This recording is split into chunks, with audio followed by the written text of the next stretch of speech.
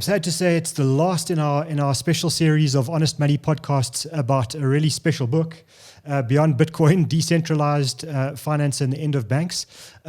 I laugh every time because it's a long mouthful for me and I've got a short memory. So I think just to say again, I think it's a fantastic book. Well done to the two authors who are with me today, and I'll introduce them now. But just for people that are listening to this, it's really worth taking the time. I know we have a lot of readers on our podcast, which is great. It sounds crazy to say we've got readers on an audio format, but they do. And for people that are looking for education, I think what it does do for me, this book, is give a really nice wide base to this whole world, and then secondly, after that, a bit of a peek into the future. And I always like that because I think a peek into the future is important. We need to know that what we're seeing today is definitely far from the finished object. So Simon Dingle, thanks so much for joining. Stephen Boykey Sidley, I really appreciate you being with us again. And just to kick off, I want to ask you, what was the purpose of the book? Why did you write it? Okay, so, here we are in hard lockdown at the beginning of 2021, and I think all of us are going a little bit crazy trying to find something to keep our sanity. And in my particular cases, I had been involved in Bitcoin since about 2017. I'd known Simon since 2017, and Simon had not only been involved since far earlier, in 2011-12, but also had some companies that was running that field.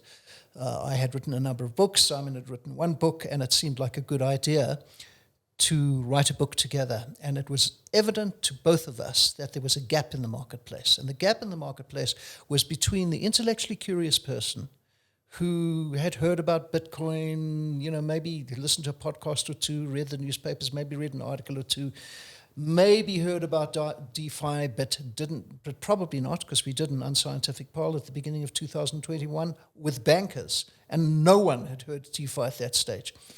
We knew that this thing was about to explode, had been exploding through the 2020 year and particularly the 2021 year.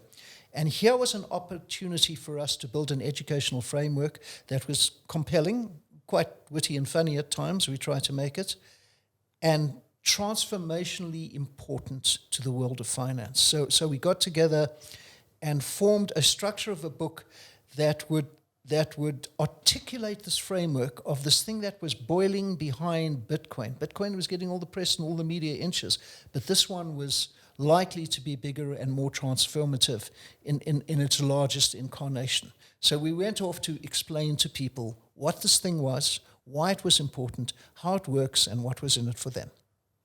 And I must say, the title Beyond Bitcoin for someone like me was important, because if it was Bitcoin, the next big thing, I would have just walked away. Yeah. And I think, it's important to for people to understand that, both the book, but also just this whole world of decentralized finance is not about one thing. It's not about Bitcoin, which I think attracts far too much attention, actually. Yeah. And secondly, the volatility of the price of it is actually to its detriment, in my view, because it for people that are interested in the world of money, something that's so incredibly volatile, it becomes a detractor.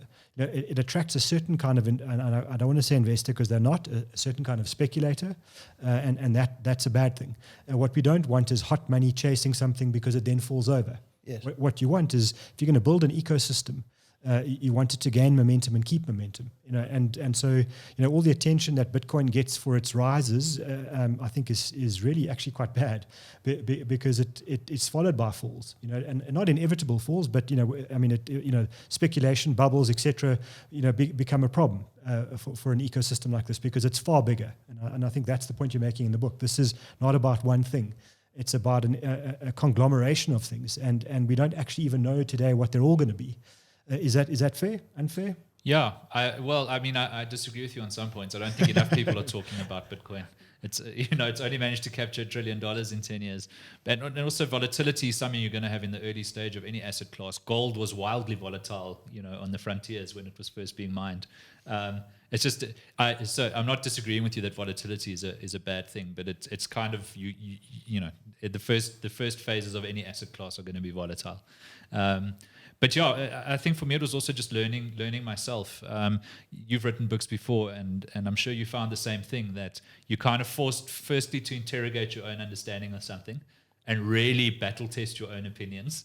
But also, I always learn new things. I think I know a lot about something until I'm forced to write about it, and then I learn new things. And as Stephen said, we had what was referred to as the DeFi summer of 2020, when DeFi really exploded onto the scene, and it was like this Cambrian explosion of just all of these new protocols and people solving for insurance, loans, all of these things that existed in the traditional financial world being solved on the blockchain, along with things that nobody had ever imagined, like yield farming, like DAOs, etc. And so we had this explosion, and I was also feeling like I can't stay on top of it all. There's too much happening. And the book was a nice way, for me to distill my thinking, my understanding, learn some new things about it, and really interrogate my own position on all of these things. So someone listening to this podcast and then going off to read your book, the one thing I'd love to answer for them is, what should they be doing after they read this book? What would be the message you'd want them to take away to say, okay, do this or don't do this? Where do they go from here? Okay, so that's probably the toughest of all questions, because what we're not trying to do, as Simon pointed out in a previous episode over here, is to give financial advice to anybody. But I think, like any other complex, transformative, and big new thing happening in our world, culturally, politically, technologically, I think people have a hunger to understand it. So what I'm hoping that people will walk away after reading the book will say, aha, I got it. I understand why this is important. The next stage that one may wish to take is, I would like to dip my toe in the water and see if I can get some returns that are better than my bank, or see if I can get a different insurance paradigm, or see if I can trade derivatives more cheaply. Those turn into personal decisions that have to do with personal risk. But at least after having read the book, I'm confident that people will be well armed to take those decisions. Yeah, I mean, I don't like giving other people sort of directions for what they should be doing. I can just talk about what I'm doing. And I think one of the interesting things about people in DeFi that a lot of people don't understand is we're never going to sell our cryptocurrency, never, because we don't have to. If I need Rand, I can go to a protocol like Aave. I can insert my Ethereum, for example, cryptocurrency as collateral. I can lend a dollar stablecoin against it. I don't want to overexpose myself because then I'll get liquidated. So say I lend out 85% of the value, convert that stablecoin into Rand in my bank account, pay my bills or whatever I need the Rand for, and a year from now, I go back to the protocol, and let's say the price of Ethereum has doubled. I can now buy back my collateral at last year's price. So I can go, let's say Ethereum's worth 25,000 Rand today and it's jumped to 50,000 Rand. I can go and buy it back for 25,000 Rand. So I've just got my Ethereum back and I've got an extra 25 grand off the bat, right? However, if the price has gone in the other direction, let's say Bitcoin's worth only 10,000 Rand now, and I don't feel like repaying my loan and getting back Ethereum at a lesser price, what do? I walk away and I get liquidated and I lose my collateral, right? But I'm going to stay in that system. I'm never really leaving it. And we've got these protocols now where I don't need help from the traditional financial world to lend money. Increasingly, I can take out insurance using a protocol like Nexus Mutual. I don't need the traditional financial world for insurance either. And more of these things are being eroded and eaten up by decentralized finance. Plus, it's a lot of fun. Like the logos are 8-bit graphics, and there's like rainbows shooting out of, body parts. And it's so I'm not going to get that from my bank either, right? not the current bank, so. So my advice to people, if I could venture any, is just pay attention to what's happening. Yeah. And think about the things you're trying to do, and maybe see if there isn't a fairer way for you to be doing them, because I can almost guarantee you that in the world of DeFi there is, especially if it's something like a loan. And I think that's a power message for people is, your range of options you might think are narrow in the world of old finance, let's say. And actually there is a whole new world out there, and it's worth exploring. I'm always scared, Stephen, when I hear people talk about investing and chasing big returns, because that bothers me. I think the world of investing ultimately is driven by humans, and humans haven't changed, no matter how much the technology around them changes. And so the attractive part for me coming out of this is to say there is a lot we can do that makes our lives better, we might not all get a hell of a lot richer.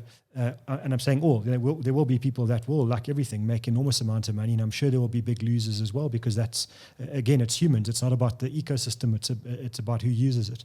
But the one thing that it feels to me is that it is, you mentioned it, the democratizing, and it feels to me that's the biggest benefit I can take out of all of this, is eventually a lot more will be available to a lot more people, a lot more services, but potentially a lot more of their own money, because a lot less friction on costs, and that's key. I'm not sure we'll pay less tax. I'd love it. I'd love it if we could, but that requires something else. Yeah, I think that the payment of taxes is sort of sits proximal to this, but it's not very closely connected. Paying taxes is a moral duty, and people should pay their taxes even when it's easy not to do so. And Simon made the point earlier, is you pay your taxes more willingly if your government gives you service back for the taxes. You do that whether you're in crypto or whether you're in fiat. We all know how easy it is for some guys, accountants who are very smart, to also hide things from the tax man. I would add, though, that I think the idea of shared infrastructure is interesting. I think that's one area where we might pay less tax. And, we used to this with roads, for example, where we pay a toll for being on the road. But there's so many services that are delivered by municipalities and governments that could be shared infrastructure instead, and you'd only pay for them when you access them. So if I don't have a car and I walk everywhere, it's a little bit silly to expect me to pay taxes toward the road network as well. Or maybe it isn't, because trucks are bringing me food. But let's use it as an example, even if it's not the best one. But if there was a way for us to be quite precise about you only paying when you access the utility of something. So, for example, what if when you walked under a street light at night, it only came on when somebody was under it? And what if that street light had a wallet that connected to a wallet in your pocket, and you could pay for that light that had just come on above your head in real time? You could stream the money like you stream your Netflix video while you're walking under the light. And if somebody else came walking in the other direction, it would automatically split the payment between the two of you, right? And you're saying that's possible? That's possible with blockchain, where it wasn't possible before. There are already streaming money protocols that are built on Ethereum. So I get in the Uber and my money starts streaming to the wallet in the self-driving car. And when it drops me off, it stops streaming. Amazing. And if there are two people in the car, we share the ride. So this idea of streaming money and shared infrastructure, I think we might not pay less tax, but I think we'd be far more efficient in how we meted our taxation, especially for infrastructure. And that kind of stuff is interesting. But as with all things in technology, it's possible today. We've got the technology right now to do it if we wanted to. The human behavior that goes into actually affecting the change is going to take decades. I guess that's like self-driving cars. It's all there. Yeah. We can. Whether we do is a different story. Yeah. I mean, I can just see my father. His car can park itself, and there's no chance he's going to let his car park. So I mean, you've already started to touch on it. I'd love to, and your book as well, you start to talk about the future. So I mean, without kind of the science fiction part of this, what does the future look like in the next months and years ahead instead of decades? Okay, so let me start with some of the short-term hurdles which have to be overcome in order for this technology to be realized to its current potential. One of them, which is probably less of an interesting subject than most people want to get into, is the matter of regulation, is that governments all over the world are grappling with a way to regulate this. The people who are within DeFi, at least the rational people within this, welcome regulation, because when it is clear what the regulation's in, it will mature the industry. So there are two areas in which governments over the world would like to regulate. One is tax. How do we tax this? And how do we collect? We've already had a few conversations about people's desire to pay taxes, but the actual mechanics of paying taxes, they want to be able to say, what is this thing? Is it a currency? Is it a property? Is it a security? And how do we tax them? The second area is that the nation state can't operate properly unless it sees the flow of money through the society, through its economy. They've got two levers, as you know, central banks have interest rates and they've got money supply, and they use those two levers to keep the hygiene of the economy going.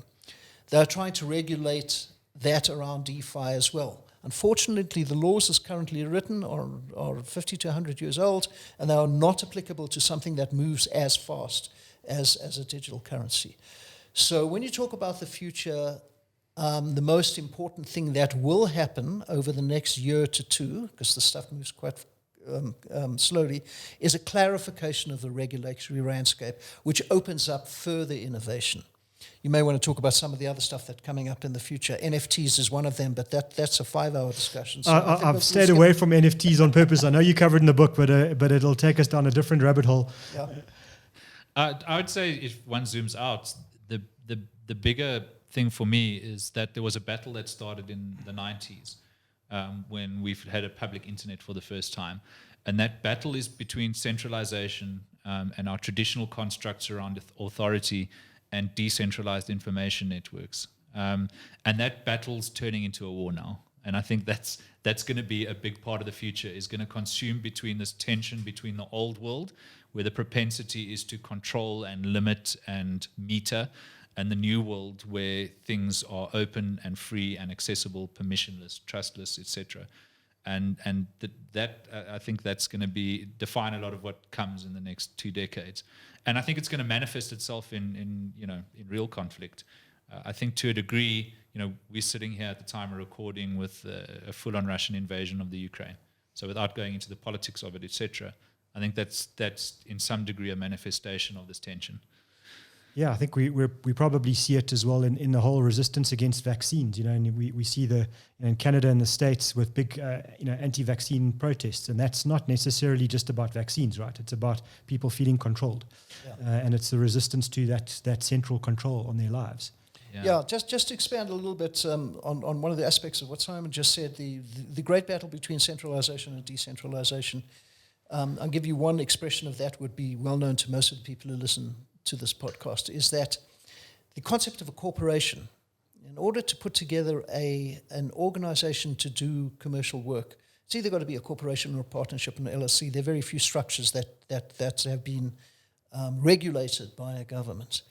And they are very constrained as into the way they operate. You need a board for a corporation, you need a board of directors, you need a shareholders agreement, you need a memorandum of a corporation, you need certain boards, etc., etc., etc. That's the way it's done. That stuff was invented by humans. That stuff is pure fiction.